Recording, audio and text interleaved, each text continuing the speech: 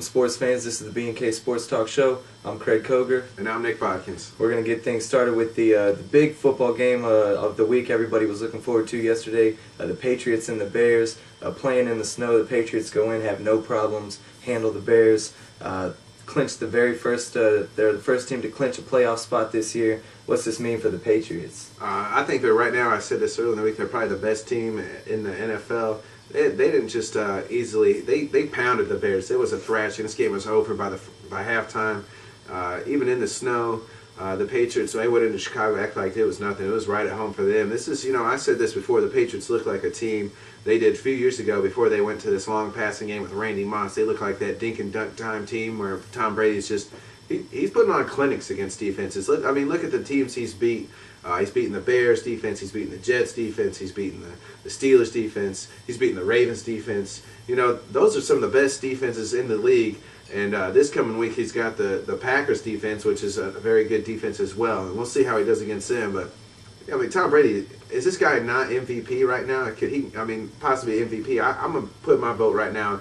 Everyone wants to talk about Mike Vick. Tom Brady's my MVP because he's throwing to guys like, Danny Woodhead and Wes Welker, guys that are cast off of other teams, and he's putting it on, and he's putting a clinic against some of the best defenses in the league right now. Yeah, I agree with you. Tom Brady, he's got to be the MVP of the league right now. The Patriots definitely are the best team in the league.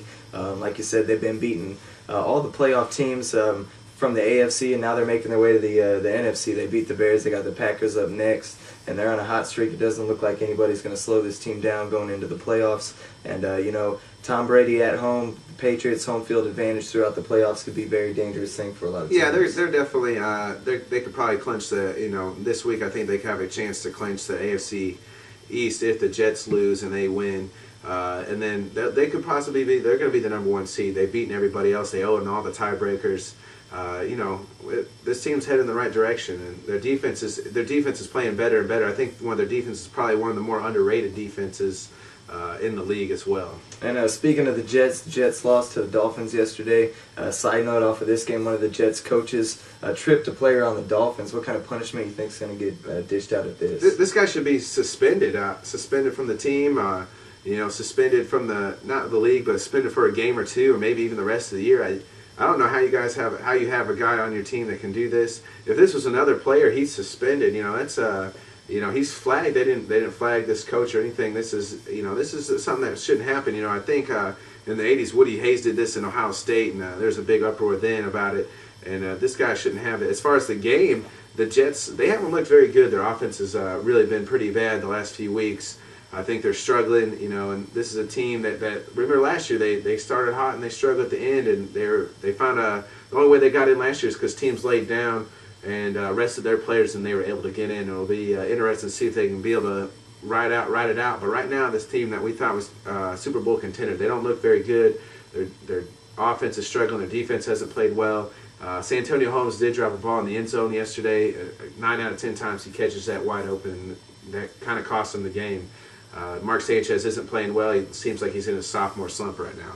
As far as the coach tripping the player, Roger Goodell, he's got to do something about that. He's got to set an example here, so this kind of thing doesn't keep on happening. I say suspend him for a game and give him some kind of a fine. As far as the game, the Jets lost again. Their offense has looked horrible the last couple of weeks, and we looked at the upcoming schedules, looked at who some of these teams are playing, and I got the Jets missing the playoffs. They got some good defenses coming up against teams that they play in their offense. It revolves around the quarterback and Mark Sanchez not playing good football. The only quarterback in the league that had a worse passer rating through 3 games than Mark Sanchez is Derek Anderson, and that guy is pretty much out of a job. So Mark Sanchez, he's got to pick his game up. He's got to step it up for the Jets to make a playoff run. Looking at the Jets, what was their big signature win? They haven't really had one all season. They beat the Patriots early in the year, but that game was definitely nullified after last Monday's beatdown. And here we thought they would get over that game, and they're ready to play this week. They're ready to. That Dolphins game can't come enough. Well, I guess they should have put it off a little bit longer because they got beat down yesterday as well.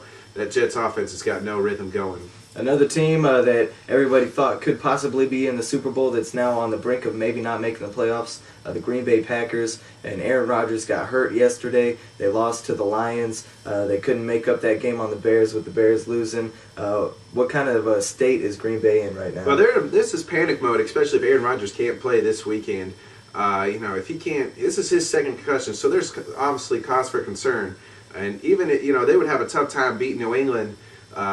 Anyway, I think if he does play, if they can't play, they got zero chance of beating New England. I think if he does play, they got a chance there. They can go into New England and maybe win that game as a must-win game. But if he's out and if he can't play, their season might be over. Luckily for them, the Bears did lose to the Patriots yesterday, and that keeps their chances for winning that division alive. Because I don't know if either one of these teams, if they don't win the division, if they're going to get in. I do think they do play the Bears later down the road, and I think they can win that game in week 17. But it's very important that Aaron Rodgers has got to come back. He's got to come back healthy. This is his second concussion. Matt Flynn played all right in spots yesterday against the Lions, but threw an interception late in the game that cost that team the game. But I do think Aaron Rodgers, he has to come back. It's panic mode right now in Green Bay. Yeah, I agree with you. It's getting serious right now in Green Bay. You're a game behind the Bears. You got 3 games left to play, and your Pro Bowl quarterback is hurt right now with the second concussion of the year. And you got a pretty tough schedule ahead of you. You got New England coming up. You got the Bears the last week of the season, which this division could come down to that final week and that final game. And right now, Green Bay, this is a big game for them going against New England. It'd be a very tough game to win with Aaron Rodgers taking the snaps, like you said, so he's got to be healthy. They got to get him in the lineup. Is this not the most injury-plagued team in the NFL right now? I mean, you look at Ryan Grant's out. Aaron Rodgers, he's hurt again. This team, everybody seems to be getting hurt. This is a team that I picked to win the Super Bowl, and I picked them even at mid-season because it seemed like they were getting past the injuries. But this team's just, man, the injury bug has hit this team hard, and they've been able to fight it all season to able to contend, and it'll be interesting to see if they can do that here the last 3 weeks going in. Yeah, it's been an interesting season. A lot of preseason picks: Cowboys, Jets, now the Packers. Some of these teams might not even get into the playoffs. And that's what injuries do to you. Moving on, Carmelo Anthony says he will sign a contract extension if the Nuggets agree to trade him to the New York Knicks. Do you think this will happen? I don't think it's going to happen, but if you're the Nuggets, obviously, that's where Carmelo wants to go. He wants to go to the Knicks. But, what team's going to make a trade for him? Looking at the Knicks roster, they don't really have anybody that you're going to say, we're going to give up. We're going to give this, the Nuggets are willing to accept for Carmelo Anthony. Looking at they're 2 big guys they want to keep in Raymond Felton and definitely Amari Stoudemire. They're going to have the Knicks, if they want to make this deal happen, they're going to have to find a third team to get involved with to maybe make some trades. If you're another team and, if you're the Nuggets, you want to get rid of Carmelo. You want to trade him now because, I think at the end of the season he's going to New York. That's where he's from. That's where he wants to play. Amari Stoudemire is his friend. They have a lot going on there.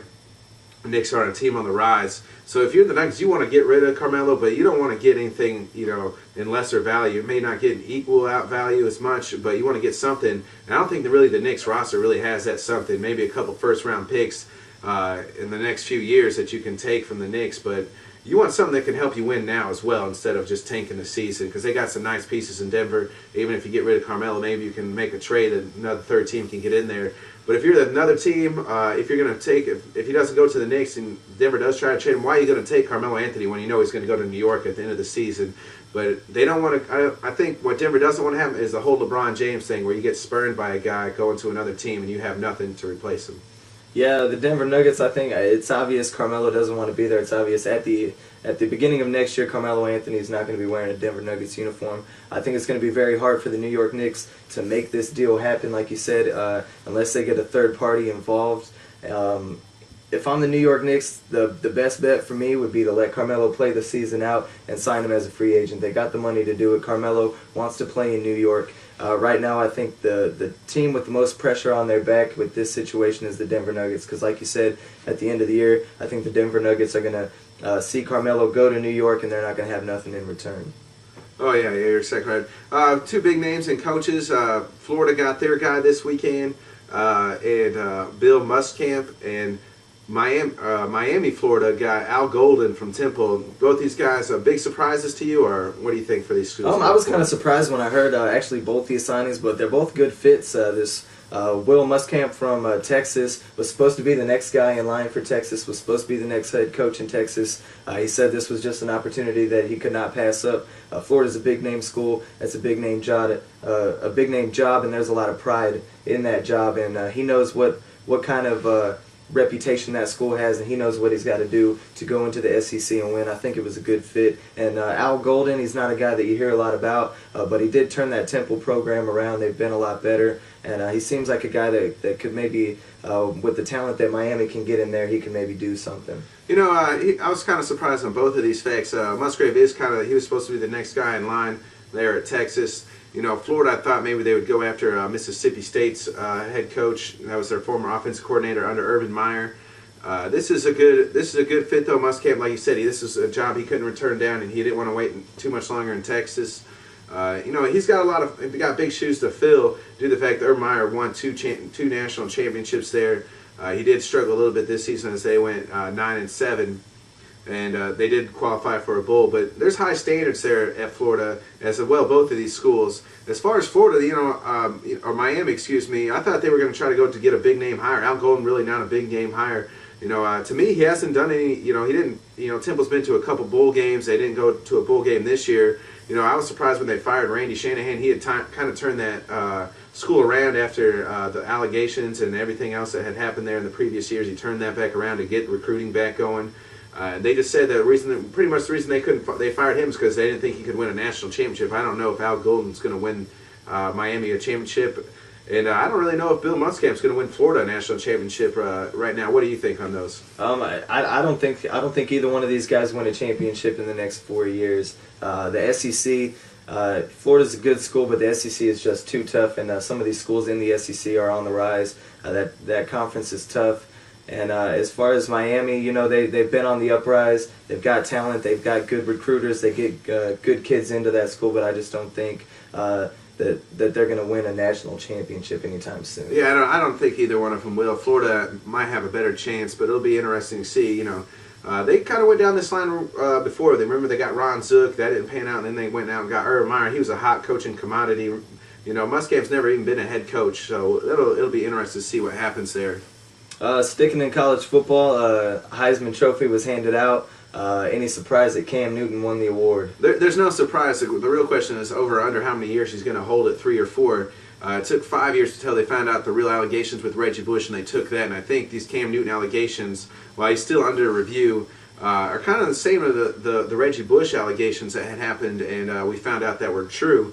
So we'll see if Cam Newton really holds on to this Heisman. I think everybody knew he was going to get it. I think some voters did stay away from voting him just due to the fact that he was gotten into this trouble. It'll be interesting to see how long he holds on to it. What are your thoughts? I don't think it was any surprise. I think Cam Newton definitely deserved the Heisman. With or without all these allegations, nothing has been proven yet. Cam Newton has not been proven to do anything wrong. And looking at the stats, I mean, these other guys, Andrew Luck, Kellen Moore, LaMichael James, they all had great seasons, but nobody had the season that Cam Newton had. He had almost 50 touchdowns, 28 throwing, 20 rushing. Nobody did anything on the football field like what Cam Newton did for the Auburn team, and they're going to be playing for the national championship. I think he deserves it. I think if this stuff gets proven later on in the future, he'll get it taken away like Reggie Bush did, but I don't think you can vote against a guy just for allegations. A little who you got before we end today's show. The 2 Monday night games, I guess you could say, due to the fact that the Metrodome is falling apart in snow. We've all seen the video, the snow falling through the stadium. The Giants and Minnesota game moved to Detroit. Who do you got in this one? I'm going to take the New York Giants in this game. Everybody's still not even sure what's going to happen with Brett Favre.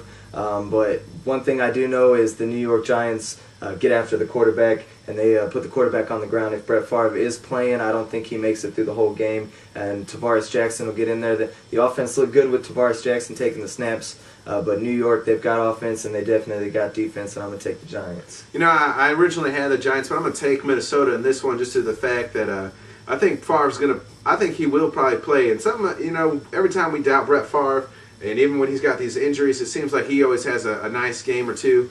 Sidney Rice seemed like he was back last week and playing well with Tavares Jackson. Even if Tavares Jackson comes in and has to play for Brett Favre, he played well, and I think he can – unlike Brett Favre, he can motor a little bit down the field and get out of the pocket and scramble a little bit, which can cause problems with the Giants. And we've seen how they struggled with that with Mike Vick.